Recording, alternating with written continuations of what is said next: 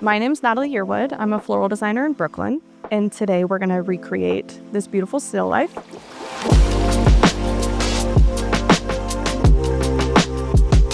When I first had the task of thinking about recreating this, I thought it would be impossible. The flowers are from different seasons. How could it have been kind of combined into one piece, and how long would that have taken?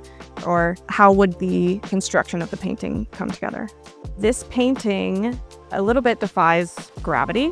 We're going to start with these garden roses that were at the bottom of the painting. Catty corner from that, we have Maria Theresa roses here. At the very bottom, it looks like a Juliet rose. I'm sure it was a different variety at the time. The next bloom we're going to place is at the bottom right here. We have a bread seed poppy in purple. Those are quite finicky, so today we're going to use a purple anemone instead. The next few flowers we're working with, we have the bearded iris, which is really beautiful in season right now.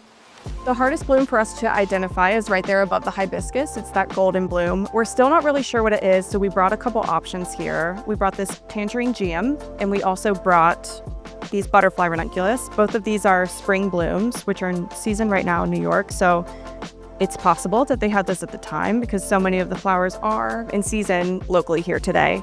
Looking at this piece, the focal blooms are so large that this butterfly ranunculus is going to work better for us because it's got that nice big face in proportion to the other flowers.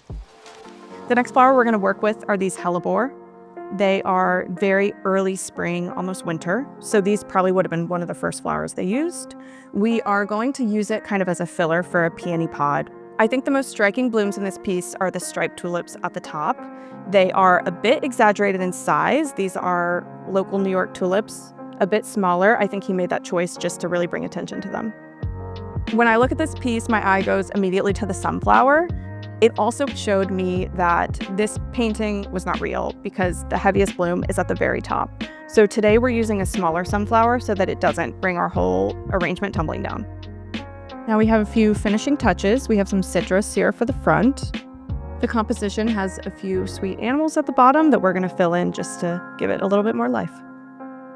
Now that we're all done arranging, we're excited to show David Pollock, who is the head of the sale at Sotheby's. So David, the questions that were on my mind when I was looking at this piece initially are, how was this painted? Was it all at once? It kind of stumped us as to how this would have happened. And I think the only explanation could be this was not a real arrangement. It happened over many months.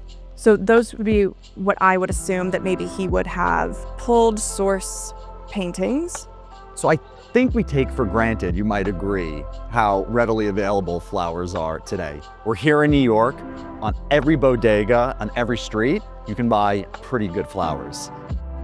To buy a tulip in the 17th century would have been very expensive, very difficult, and not available at all times of year.